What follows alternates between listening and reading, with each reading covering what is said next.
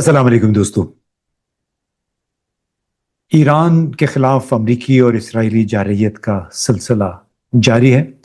Iran ने भी बड़ी साबित कदमी से अब तक मुकाबला किया है और हमारी आज की इस पॉडकास्ट का फोकस ये है कि ईरान ने इस जंग की तैयारी कैसे की थी, क्यों वो इस तरह की तैयारियां करने पे मजबूर हुआ जिसने पूरी दुनिया को, अमेरिका, इसराइल समेत हैरान कर दिया है कि आखिर वो कौन सी कुव्वत है, वो कौन सी मनसूबाबंदी है जिसकी बिना पे ईरान अभी तक साबित कदम है।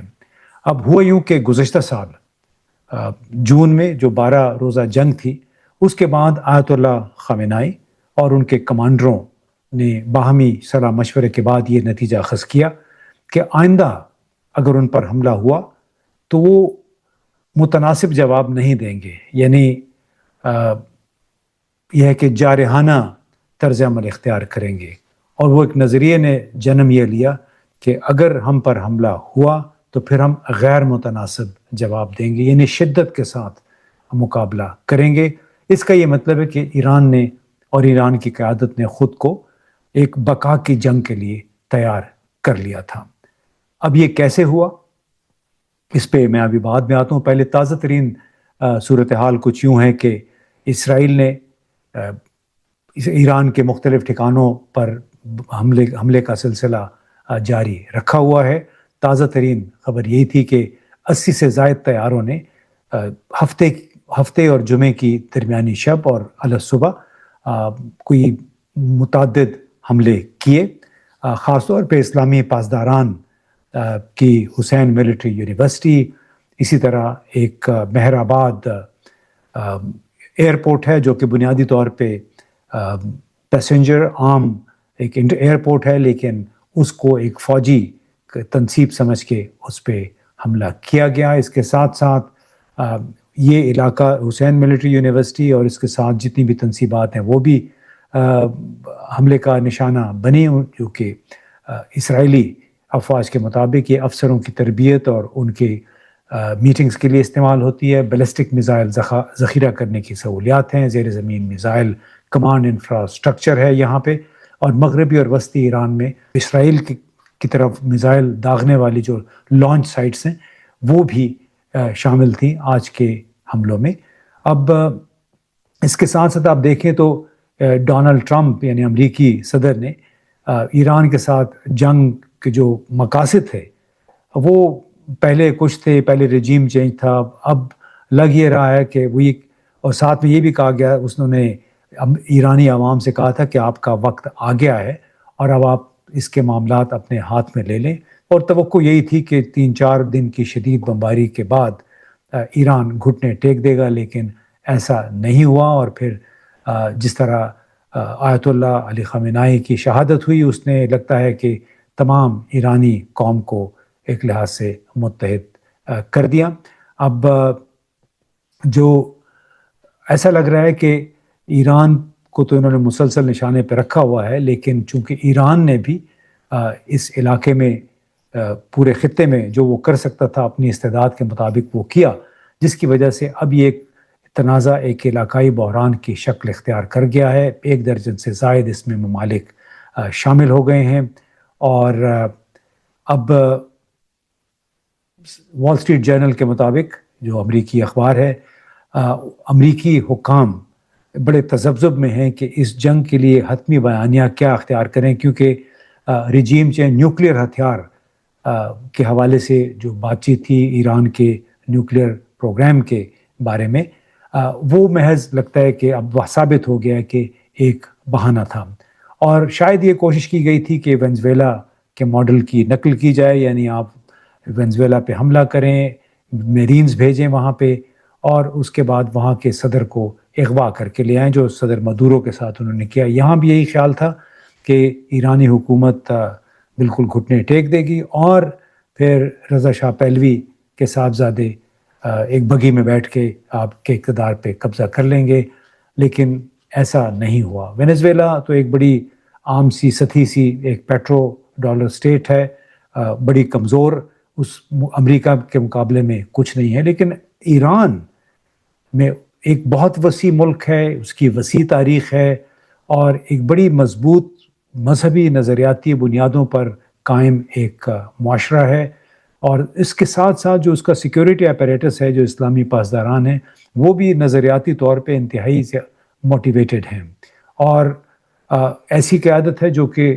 سینئر قیادت کی شہادت کے بعد بھی نظام کو اکٹھا کرنے اور محفوظ رکھنے کے لیے مسلسل سرگرم ہے۔ اب اسی وجہ سے اس وقت تک جو امریکی نقصانات ہوئے ہیں اس میں کوئی $2 ارب سے زیادہ کا نقصان ہو چکا ہے۔ CNN کی رپورٹ کے مطابق ایران کے خلاف جاری جنگی کارروائیوں پر اوسطاً تقریباً $890 ملین روزانہ خرچ ہو رہے ہیں۔ یہ وہ تخمینہ ہے جو کہ ماہرین نے اور تھنک ٹینکس نے پینٹاگون کی طرف سے استعمال ہونے والے ہتھیاروں، فضائی حملوں، بحری کارروائیوں اور فوجی تعیناتی کے ڈیٹا کی بنیاد پر لگایا ہے۔ اب سب سے بڑا خرچ جو ہے وہ فضائی اور بحری آپریشنز پر ہے، یعنی فضائی کارروائیوں پر کوئی $30 ملین روزانہ اور بحری آپریشنز پر $15 ملین روزانہ خرچ ہو رہے ہیں۔ سب سے بڑی وجہ قطر میں العدید ایئر بیس پر نصب امریکی جو ابتدائی انتباہی ریڈار سسٹم ہے، ارلی وارننگ سسٹم، وہ کوئی $1 ارب سے زیادہ اس کی مالیت ہے، وہ بھی ایرانی حملوں میں تباہ ہوا۔ آپ کو یہ بھی معلوم ہے کہ ایران نے کوئی 500 سے زائد اب تک بیلسٹک میزائل ان اڈوں پہ، کوئی 12 کے قریب اڈے ہیں پورے علاقے میں، اور اسرائیل پر داغے ہیں۔ اس کے ساتھ 2000 ڈرونز کا استعمال کیا ہے۔ زیادہ تر یہ شاہد نام کے ڈرونز ہیں جو کہ شاید ایران خود تیار کرتا ہے۔ اس کے علاوہ یعنی کوئی 12 امریکی یا اتحادی فوجی تنصیبات کو نقصان پہنچا ہے۔ اس کے علاوہ 6 امریکی فوجی ہلاک ہوئے ہیں، 5 F-15 طیارے جو کہ بڑے زبردست ایک لیٹسٹ ٹیکنالوجی ہے وہ بھی اس میں تباہ ہوئے۔ اور اب جو 1 مارچ کو العدید میں پہ حملہ ہوا تھا پورٹ شیبا پہ، وہاں پہ امریکی ٹیکنیکل آپریشن سینٹر کو نشانہ بنایا گیا، تو اس میں 18 فوجی زخمی بھی ہوئے تھے۔ اب اس کا یہ میں اس لیے بیان کر رہا ہوں کہ کانٹیکسٹ کیا تھا۔ اب تازہ ترین ایک خبر جو ہے کہ وال اسٹریٹ جرنل کے مطابق ایران کے ایک سابقہ سفارتکار، مذاکرات کار علی لاریجانی نے فروری 2026 میں عمانی ذرائع کو، عمانی حکام کو، اور بعد میں پھر جتنے بھی بڑے ممالک ہیں اس میں متحدہ عرب امارات، سعودی عرب، کویت، ان سب کو ایک خط کے ذریعے واضح کر دیا تھا کہ آئندہ اگر ایران پر حملہ ہوا تو اس کا جواب بڑا شدید دیا جائے گا، متناسب جواب نہیں دیا جائے گا۔ یعنی یہ نہیں ہوگا کہ آپ نے اگر ایک راکٹ برسایا ہم بھی ایک راکٹ برسائیں گے، بلکہ جواب جو ہے حملے سے شدید ہوگا۔ اور اس کے بعد علی لاریجانی کو 10-11 فروری کو وہاں پہ موجود بھی تھے۔ مذاکرات جو امریکہ اور ایران کے درمیان ہونے والے تھے، اس سے کچھ عرصہ پہلے انہوں نے اس علاقے کا دورہ کیا۔ اب آتے ہیں اس طرف کہ ایران نے اس جنگ کی تیاری کیسے کی، کیا حکمت عملی تھی۔ تو بظاہر روسی اور چینی مشورے پر ایران نے اپنے پاسداران انقلاب کو کوئی 31-32 آزاد کمانڈ سینٹرز میں تبدیل کر دیا، تقسیم کر دیا، اور آئیڈیا یہ تھا کہ اگر اعلیٰ قیادت کا صفایا بھی ہو جائے اس کے باوجود ایران اپنی جدوجہد، اپنی جنگ جاری رکھے گا۔ اس کو ایک موزیک ڈیفنس قرار دیا گیا، یعنی کہ پورے ملک میں پھیلا ہوا کوئی 31-32 یہ کمانڈ سینٹرز ہیں یا انڈیپینڈنٹ آزاد یونٹس ہیں جو کہ اپنے اپنے فیصلے خود کریں گے۔ جہاں جہاں حملہ کرنا ہے، جو بھی قدم اٹھانا ہے، وہ اس کو تہران میں موجود اعلیٰ قیادت سے رابطے کی ضرورت نہیں ہوگی۔ اس تمام اسٹریٹجی میں ایک بنیادی کردار جو ہے وہ شاہد نامی ڈرون نے ادا کیا ہے، جس کی کوئی قیمت 30-35 ہزار بتائی جاتی ہے، اور اس کا مقابلہ پیٹریاٹ اور آئرن ڈوم، جو پیٹریاٹ میزائل پہ مبنی آئرن ڈوم یعنی ایئر ڈیفنس سسٹم ہے امریکہ کا اور اسرائیل کا، اس کے لیے کوئی 3 سے 13 ملین ڈالر کے برابر جو ہے اس پہ خرچ آتا ہے۔ اور عام طور پہ ہوتا یہ ہے کہ اگر ایک ڈرون آ رہا ہے یا ایک طیارہ آ رہا ہے تو اس کے گرانے کو، اس کو تباہ کرنے کو یقینی بنانے کے لیے کم از کم 2 پیٹریاٹ میزائل داغے جاتے ہیں۔ اب فروری یعنی اگر دیکھیں تو 28 فروری سے اب تک ایران نے کم از کم 2000 شاہد ڈرونز داغے ہیں. صرف متحدہ عرب امارات نے پہلے ہفتے میں 1072 ڈرون کو انٹرسپٹ کیا. 71 ڈرون بہرحال وہ دبئی ابوظہبی پہنچنے میں کامیاب بھی ہوئے. بحیثیت مجموعی کے 93% انٹرسیپشن ریٹ تھا جو کہ کافی متاثر کن ہے. لیکن اندازہ لگائیے کہ جو باقی ڈرونز وہاں پہنچے ہیں 7%، اس کی وجہ سے کتنی پینک پھیل گئی ہے کہ جو دبئی ایئرپورٹ جہاں سے روزانہ کوئی 400 کے قریب پروازیں آتی جاتی ہیں، اس وقت انتہائی ضروری پروازیں صرف آ جا رہی ہیں. 5-10% اس کی کیپیسٹی رہ گئی ہے. اتنا پینک پھیل گیا ہے. بینک کچھ بند کر دیے گئے ہیں، وہاں سے کیش کا وڈرال نہیں ہو سکتا کیونکہ کئی لوگ ہم نے سنا ہے کہ وہاں سے بھاگ بھی رہے ہیں.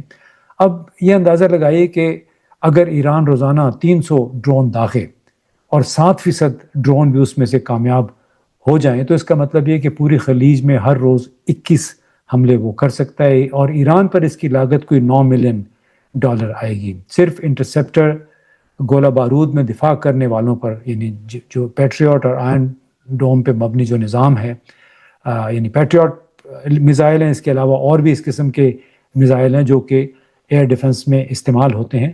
یعنی ان کی لاگت اگر ہر روز 21 حملے ہوں اور 300 ڈرون یعنی داغے ایران، تو امریکہ کی اس پہ لاگت امریکہ اسرائیل کی $500 ملین سے بھی تجاوز کر جائے گی.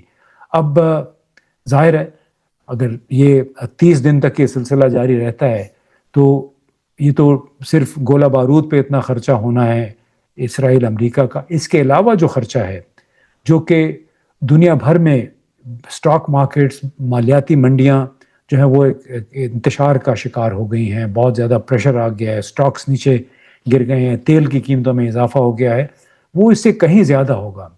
اور خاص طور پہ اب یہ دیکھیے کہ یعنی شروع میں کہا کہ ہم ایران کا نیوکلیئر پروگرام ختم کرنا چاہتے ہیں، پھر کہتے ہیں وہاں حکومت تبدیل کرنا چاہتے ہیں. ابھی اصل مقصد سامنے آیا ہے. وائٹ ہاؤس سے ایک ویڈیو ہے، وہ آپ یہ دیکھیے کہ اس میں پہلے تو ہم سب یہ کہہ رہے تھے کہ ریجیم چینج ہے یا نیوکلیئر پروگرام ہے، لیکن اب بڑا واضح ہو گیا ہے کہ عراق 2003، لیبیا 2011 اور وینزویلا 2025 بلکہ 2026 ان کے تیل کے ذخائر تک رسائی حاصل اور قبضہ کرنے کے بعد اب امریکہ کی نظریں توانائی کے جو ذخائر ہیں ایران کے، یعنی تیل اور گیس، اس پر قبضہ کرنے کا ارادہ ہے. وائٹ ہاؤس میں ایک نیشنل ایجنسی ہے خصوصی کاموں کے لیے، اس کے ایک ڈائریکٹر ہیں جیرڈ ایگن. ان کا یہ ویڈیو کلپ دیکھیے. This is a long-term gain because what we want to do is get such massive oil reserves in Iran out of the hands of terrorists. And so what we're going to experience here in the short term is highly outweighed of the long-term benefit, because ultimately we're not going to have to worry about these issues in the Strait of Hormuz because we're going to get all of the oil out of the hands of terrorists. تو Jared eigen اس میں بنیادی طور پہ یہ کہہ رہے ہیں کہ ایران کے جو بڑے تیل کے ذخائر ہیں اس کو ہم نے ایران کی جو دہشت گرد حکومت ہے اسے لینا ہے، حاصل کرنا ہے. اور وہ ہم جو بھی کر رہے ہیں وقتی طور پہ ہمیں نقصان ہو سکتا ہے، لیکن طویل المیعاد ہمیں اس کا فائدہ ہوگا، کیونکہ ہم یہ ایران کے پاس اسٹریٹ آف ہرمز، اپنا ہرمز کا بھی کنٹرول ہے، تو ہم اگر ایران پہ قبضہ کر لیتے ہیں تو اس کا مطلب ہے کہ ہمیں اس پریشانی سے بھی نجات مل جائے گی. اب یعنی اصل مسئلہ یہ ہے کہ آپ نے ایرانی تیل اور گیس کے ذخائر پہ قبضہ کرنا ہے، لہٰذا یہ ناجائز غیر قانونی جنگ جاری رکھے ہوئے ہیں. اس کے ساتھ ہی آج جبکہ ایران پر اسرائیل کے حملے جاری تھے تو ایرانی صدر مسعود پزشکیان نے ایک بار پھر کہا کہ وہ لوگ جو ایران کے غیر مشروط ہتھیار ڈالنے کے خواب دیکھ رہے ہیں وہ اس خواب کو اپنی قبروں میں ساتھ لے کے جائیں گے. یعنی پیغام یہ ہے کہ ہم ڈٹے رہیں گے. پزشکیان نے کہا کہ عبوری قیادت کونسل نے فیصلہ کیا ہے کہ ایران پڑوسی ممالک پر اس وقت تک حملے نہیں کرے گا جب تک ان ممالک سے ایران پر کوئی حملہ نہیں ہوگا، کیونکہ پریشانی یہ ہو گئی تھی کہ جس طرح سعودی عرب، کویت اور قطر کی انرجی کی تنصیبات پہ حملے ہوئے تو پہلے تو کہا گیا کہ ایران نے کیا، ایران نے بہرحال اس سے انکار کیا تھا کہ اس نے سعودیہ پہ بھی کوئی حملہ نہیں کیا. البتہ متحدہ عرب امارات کے جو تنصیبات تھی ان پہ حملوں سے کی تردید نہیں کی ہے ایران نے.